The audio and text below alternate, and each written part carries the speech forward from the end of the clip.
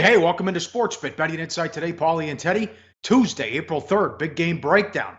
NBA, only 8 days left in the regular season. Doubleheader on TNT. And we have the Indians and the Angels. And we'll turn the shot clock on before we get out of here. Bad beats, bad bets, bad for the books in a second. Michigan was fugazi. They're the only team to make the title game without playing a top 5 seed. They only shot the ball well once in the entire tournament. They were 3 of 23 from 3 last night. They led by 7, 10 minutes in, and then Villanova did a great job defensively, got in the bonus, and DiVincenzo took over. Villanova in a rout again as they win every game in the tournament by double digits. Yeah, Paulie, and I got to give you credit. You were wrong. I was right. Oh, sorry. You were right. I was wrong. From a side standpoint, there was no sweat in the game whatsoever. By about 5 minutes in the second half, Nova had control of that contest. Underbettors had to sweat a little bit at the end. There was a little bit of a late scoring flurry, but Nova and under get the money. The quote from John Beilein, I thought, really summed it up. Quote, even if we had played our best, and Michigan did not play their best last night, it was like the same tournament we saw the whole way. Nova played great, Michigan struggled. But Beilein, even if we had played our best, it would have been very difficult to win that game with what DiVincenzo did. It was an incredible performance. Sometimes those individual performances just beat you and you say, okay, we played the best we could, and tonight you were better than us. Well, that was certainly the case for Villanova against Michigan last night. Kudos, Pauly. You called this a long time ago. You nailed it with the Wildcats cutting down the nets with an easy winning cover against my Michigan Wolverines. I had all my Michigan gear ready to wear today. No, can't wear it. Not today, my friend. Good call, Paul. It didn't work out for Derek Stevens either, who had a $25,000 bet. He was the D Casino here in Las Vegas to win $1 million. He hedged. He put $330,000 on for Villanova money line. So all said and done, he made $25,000 because he also hedged $50,000 on Loyola in the other game. First team since '68 UCLA to win their 2 Final Four games by 16 plus. What a performance! Bad beat the Dodgers, $1.15. They blew it twice. Jansen spits it up in the 9th. They blew a 3-run lead. Then they scored in the 15th, and they blew it again. 8-7 Diamondbacks in 15 innings. Yeah, Chris Owings with the 3-run bomb off Jansen in the bottom of the 9th. Jansen now with an ERA of 18 in his first 2 games. He's given up 2 home runs, 2 walks, 0 strikeouts. After the game, like, oh, don't worry, just 1 game. Don't sweat it. Maybe something to be concerned about. You're a Dodger fan. And certainly something not to be happy about if you were a Dodger fan last night. You don't like those blown 3-run leads in the 9th inning. No. Those will kill you over the course of the season. Horrible, horrible. Bad bets. They're betting on some bad teams here. Padres, plus 108, went off the favorite. They're 0-4, and all 4 losses are at home. The Marlins team, figure this out. There's 11,000 people at the game. They played the Red Sox, $1.55 down to $1.25. You should see the price was sale today. Marlins get beat. The Red Sox should be 5-0. Yeah, and the 11,000 fans that were there were all Red Sox fans. You know, no home field advantage for Miami these days. And my big steam in that game, plus 155 down to plus 125. Let's talk about what Marlins steam means. It probably means the same thing as, I don't know, New York Knicks steam in the NBA season or Cleveland Browns steam in the NFL season. The wise guys sometimes fall in love with some ugly teams. Miami certainly one of those. All the wise guy money on the Marlins yesterday. Well, that was all wrong. They lost. All right, bad for the books. Pirates, they do it again. Boy, the guy who has 150,000 on their win total under. Off to a poor start. They're 4-0, $1.08 up to minus 140. They exploded for 5 in the first off Lynn, and that held up. Cardinals plus $1.18 to plus 102. Davies was horrible at home, and he got roughed up at home. And the Royals and Tigers from 9.5 down to 8.5, and that was a 6-1 final. Yeah, it's cold in Detroit.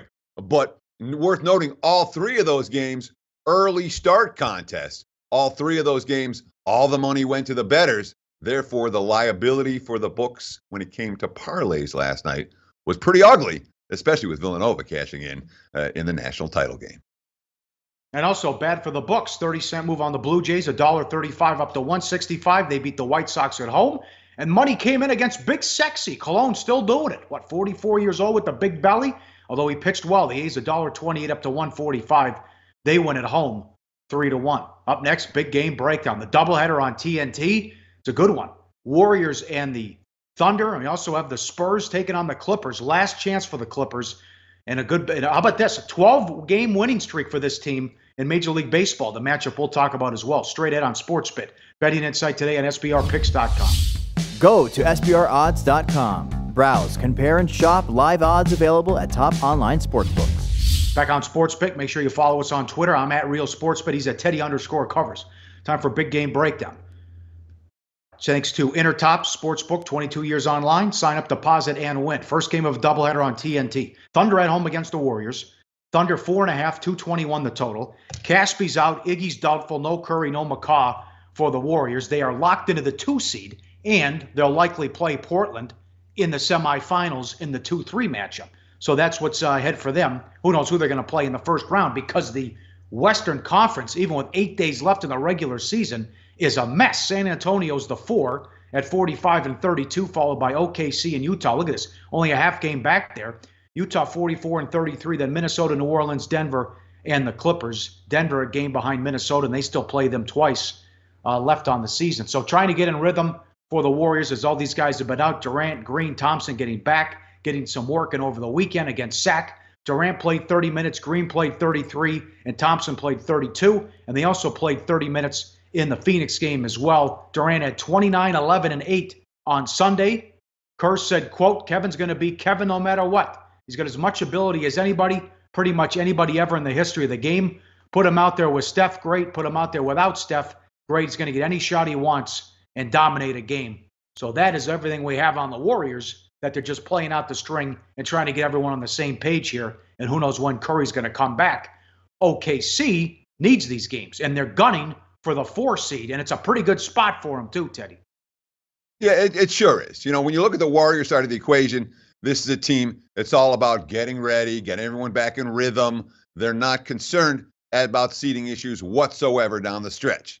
That clearly is not the case for Oklahoma City, a team that was hoping and shooting for first round home court edge in the first round. They're going to have to earn that number 4 slot, but the situation tonight sets up really well. They've had 3 after this. They get 3 consecutive days off, so they can really go all in tonight. Of course, they're in the midst of a really tough stretch, Pauly. Game number 9 of 11 consecutive games against opponents versus winning teams. They're certainly battle-tested, and they're certainly in a position to go all out this evening. That could mean a full game for Russell Westbrook, who had, 26 points, 15 rebounds, 13 assists against the Pelicans on Sunday. He really dominated that game. But even with Carmelo, even with Paul George, this team still has not been able to pick up the slack when Russell Westbrook is on the bench. Look at these graphics. Shows very, very clearly net points per 100 possessions.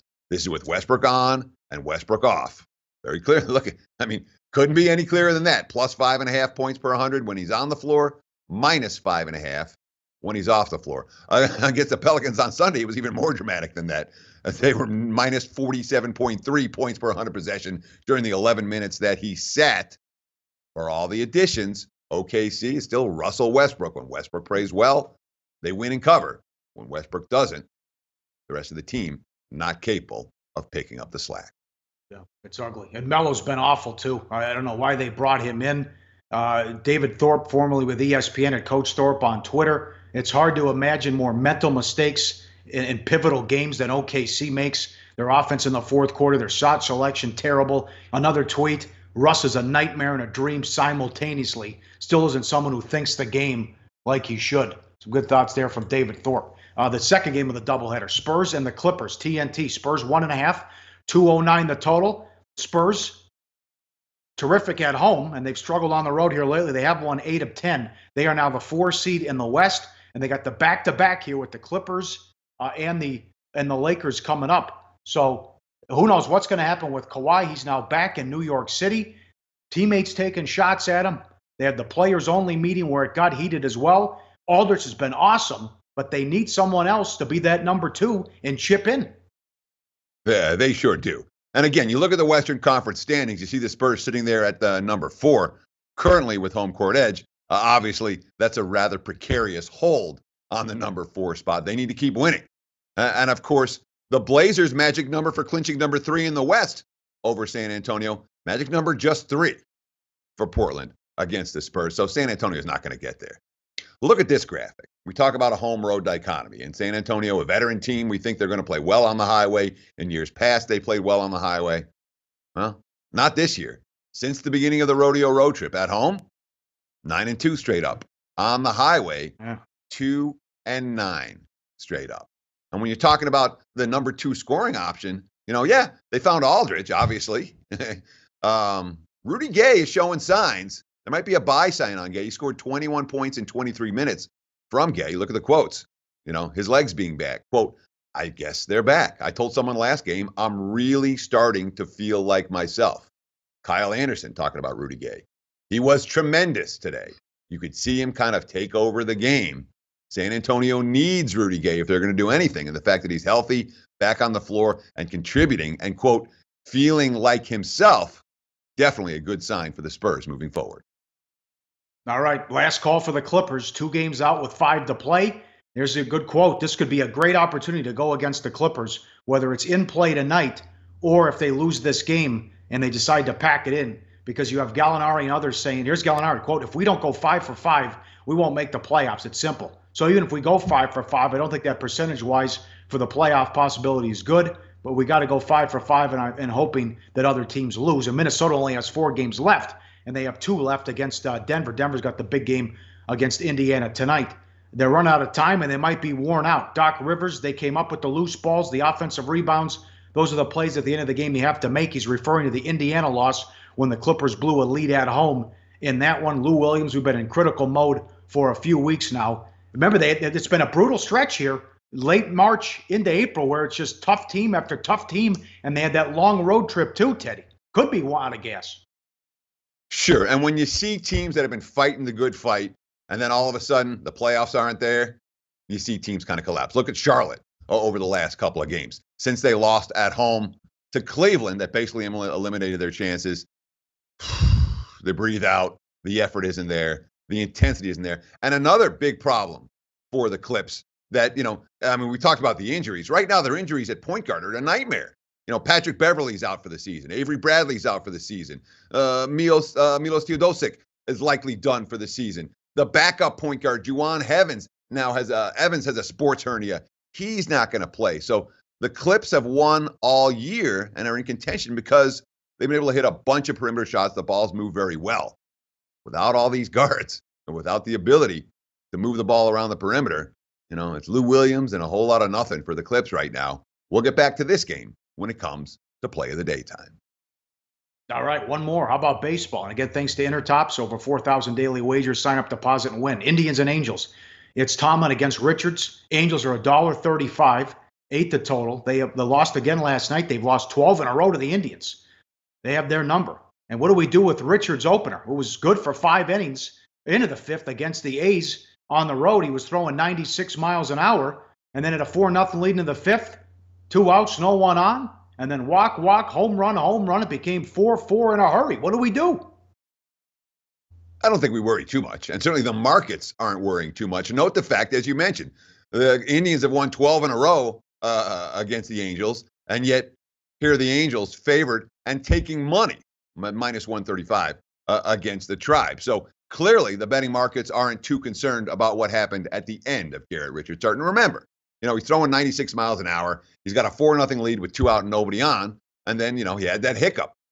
Certainly a bad result for that ball game, but not something the markets are worried about a whole lot moving forward. Is it a stamina issue? Maybe. Or the other issue with Garrett Richards, he doesn't have a third pitch.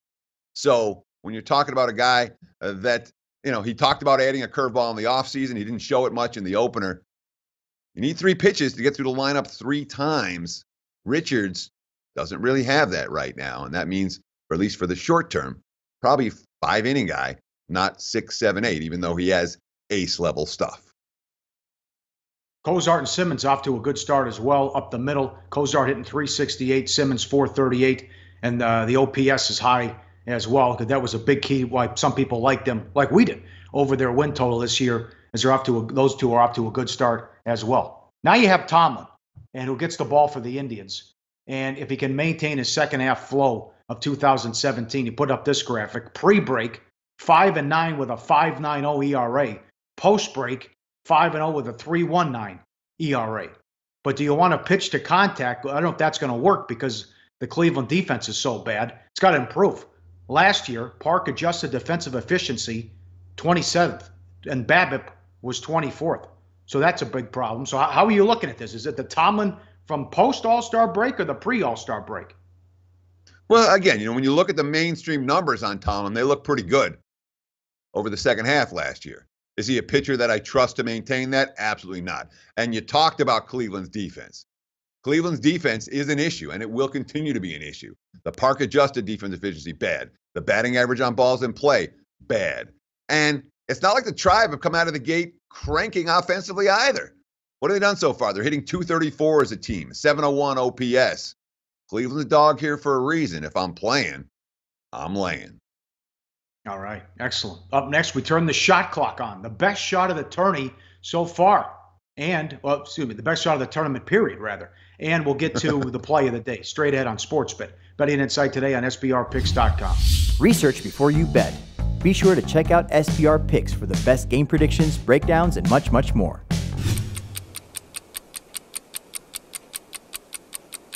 Wrapping up on SportsBet, Betting Insight today, Pauly and Teddy. Make sure you follow us on Twitter. I'm at Real SportsBet. He's at Teddy_Covers. It was a fun tournament, a 16 beat a 1. You had two upsets with the 13s winning. Buffalo led Arizona by 25. Kansas State makes their run. Loyola Chicago, the best story. So it's time to turn the shot clock on for the best shot of the tournament. I'm going to go with Ingram's shot, essentially a buzzer beater to beat Miami. No Sister Jean, no trip to the Final Four. No great story there. 100-1 to win the region at William Hill. You don't have any of that unless Ingram hits the shot with 0.3 seconds left to beat Miami in the first round. Also, right before that, Miami turned the ball over and missed the front end of a 1-1 to set it up. What a story for the Ramblers. And they made the Missouri Valley Conference over $8 million. Yeah. Bradley and the like gets to share all of that money. I'm going to call the best shot of the tournament. And this was the best shot of the tournament. Forget about it. Okay, Houston missed the front of a 1-1. Oh, no, they missed both free throws against Michigan. But the Wolverines still got to send the ball down the court and drain a three-pointer. And what they have, 3 seconds to do it? Jordan Poole's shot was the best shot of the tournament for the Wolverines to beat Houston, to get to the Sweet 16, which allowed them to get to the Final Four, which allowed them to get to the championship game, which allowed them to break my heart last night. Poole's 3, best shot of the tournament. Heck of a tourney, Pauly. A lot of fun. Hopefully you made some money. Hopefully we helped you right here on SportsBet make some educated and profitable wagers. The first day was terrific, I can tell you. The first 2 days were awesome. Money time, play of the day. Back to the Spurs and the Clippers. What do you want to do? You got a strong opinion on this one? Yeah, we do. Look, here's the picture. We got Bill Murray saying it. All I could find was a meme. I couldn't find a good one. But the bottom line is, let's stick a fork in the Clippers. We think they're done. Rudy Gay back and contributing for San Antonio, feeling like himself. Yeah, there's been a little bit of Spurs money. There might well be more Spurs money before tip-off because San Antonio is the right side here. Play of the day, number 725, San Antonio Spurs, -1.5. All right, excellent. It's going to be the biggest Masters handle ever. Going to blow it away. It's going to be a huge handle. All the Tiger money. We'll go through props and picks tomorrow with the Masters preview, and we recap it should be a great night in the NBA. 13 games, and 6 of them were teams with a winning record play. Only 8 days left in the regular season. We'll talk to you then on SportsBet. Betting Insight today on SBRPicks.com.